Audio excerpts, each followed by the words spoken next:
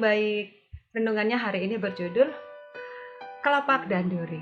Adik-adik, kalian pernah melihat bunga mawar? Kalian pernah menyentuh kelopak bunganya?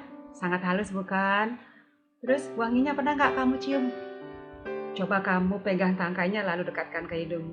Aduh, Kak Masta ada durinya, sangat tajam. Ya, begitulah bunga mawar adik-adik.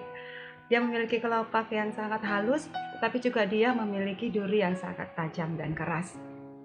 Siapa yang menciptakan keduanya? Ya, Tuhan menciptakan keduanya. Terus kenapa Tuhan menciptakan duri pada bunga mawar? Begini ceritanya. Adik-adik, kelopak pada bunga mawar itu sangat gampang rontok kalau tangkainya digoyang-goyang. Kamu tahu kan, burung-burung itu suka hinggap dari sana, dari pohon satu pohon yang lain, saling kejar-kejaran. Nah, karena bunga mawar itu punya duri di tangkainya, dia tidak berani, tidak sembarangan hinggap di situ. Begitu juga dengan lebah-lebah. Dia akan sangat berhati-hati ketika hendak mendekati bunga mawar. Adik-adik, duri itu berfungsi untuk melindungi dan mencegah kerontokan kelompoknya. Adik-adik, kalian tahu bunga mawar itu memiliki dua sisi, sisi lembut dan sisi keras. Begitu juga dengan kasih. Kasih itu juga terdiri dari dua sisi, sikap lembut dan sikap keras. Sikap kasih yang lembut, kalau tidak disertai dengan kasih yang keras, maka akan membuat merosot seorang anak seperti kamu. Kalau semua yang kamu minta kepada orang tuamu diberikan, itu akan mempengaruhi kepribadianmu dalam jangka yang panjang. Oleh karena itu diperlukan sikap yang keras dalam kasih adik-adik, yang mampu menegur, menghukum, memarahi, bahkan melarang. Kasih Allah juga memiliki dua sisi adik-adik, sisi yang keras dan sisi yang lembut.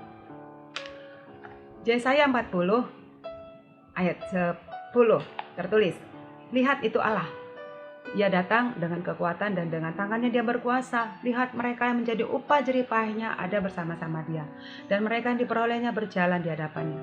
Di sini adalah gambaran Allah sebagai pendekar yang baru pulang dari medan pertempuran dengan membawa hasil gilang gemilang, bahkan hasil rampasan dan tawanan.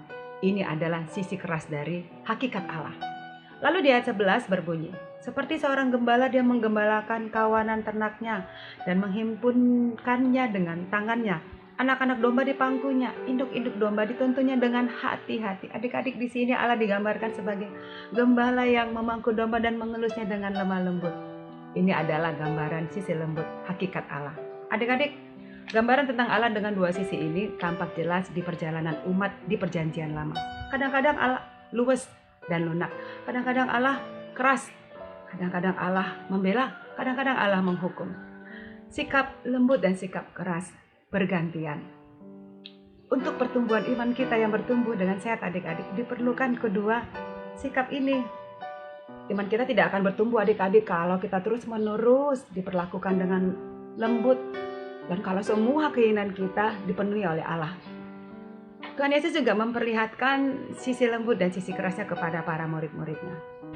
Adik-adik, kasih yang utuh itu terdiri dari sisi yang lembut dan sisi yang tajam. Sama seperti bunga mawar tadi. Dia memiliki kelopak bunga yang halus. Tersenyum bak wajah yang manis mempesona dan memikat hati. Belum lagi wanginya yang harum semerbak. Tapi ingat, keagungan dari bunga mawar berkat dari duri-durinya.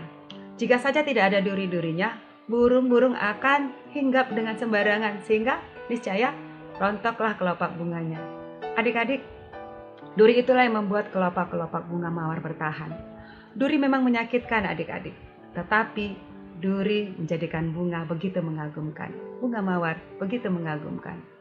Demikian renungan Kak Masta, kita berdoa. Terima kasih Tuhan buat kasih-Mu yang lembut, jadikan kami bertumbuh dalam kasih-Mu yang keras. Amin. Yesus memberkati. Shalom.